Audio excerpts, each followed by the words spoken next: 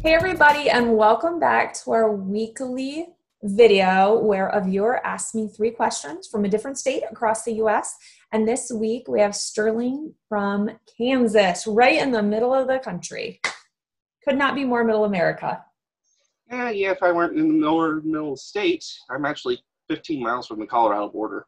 Oh, so you're way over to the west side. Ooh, puppy. Yes.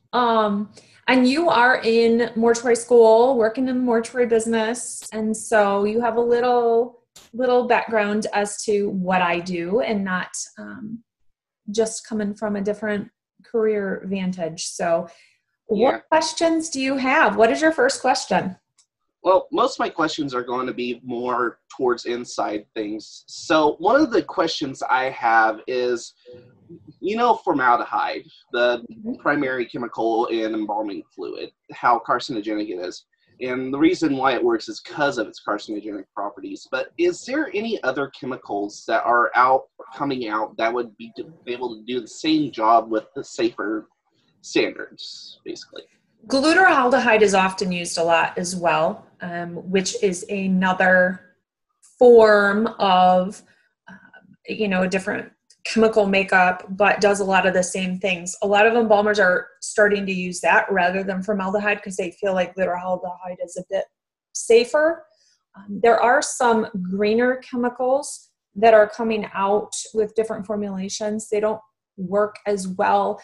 Formaldehyde does the best at what it does. However, it has a lot of health implications on embalmers, as we know, a lot of cancer, a lot of respiratory issues, a lot of asthma-induced issues. So there's a lot of drawback to it because of that, but it is the best chemical for the situation that they have found to do what we want it to do. However, yes, it is definite problems with it, but they are working on other forms.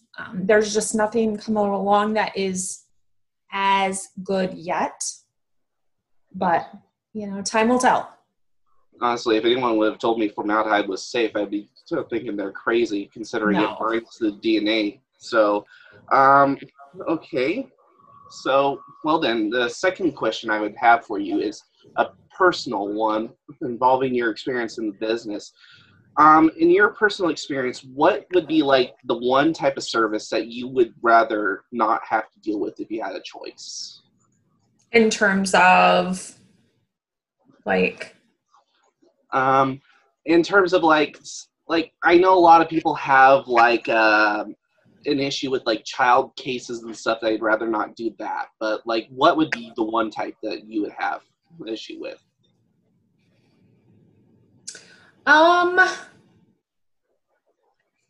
Goodness, I don't even, the first thing that comes to mind is maybe like a service type, like any kind of satanic things that I'm maybe really personally not aligned with.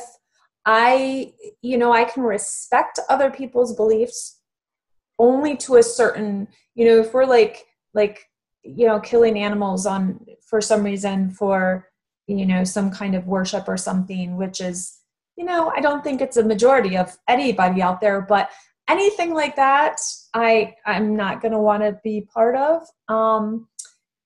Even there was a Native American culture where they would kill the person's horse to bury the horse with them. I would have never wanted to be part of that. I'm not down with that kind of thing. So anything like that, I would pass on. Can't do that. I can respect a lot of beliefs and a lot of things, but I can't get on board with some of that stuff. Okay. Well, that's very interesting. Yeah. Well, okay. Then I think the third question would have to be, you were talking recently on one of your videos with Caitlin about things in the schooling that you would see changed. But what would be the biggest thing that you would want to see changed about the entire industry?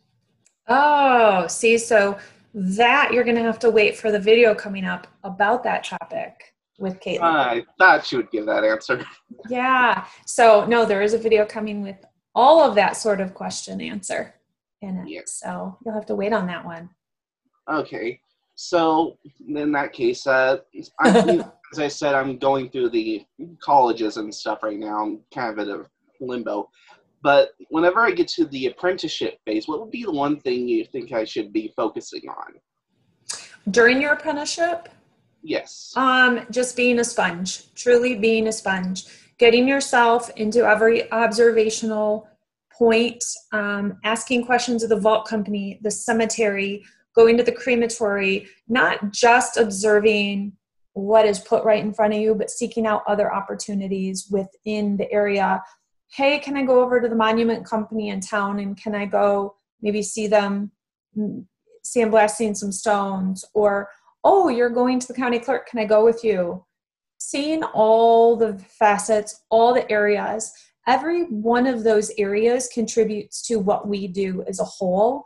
And you need to understand how they all go together and the parts that they all play together, because we can't do our parts individually. We all have to work together in serving the families. And so understanding that all is really crucial.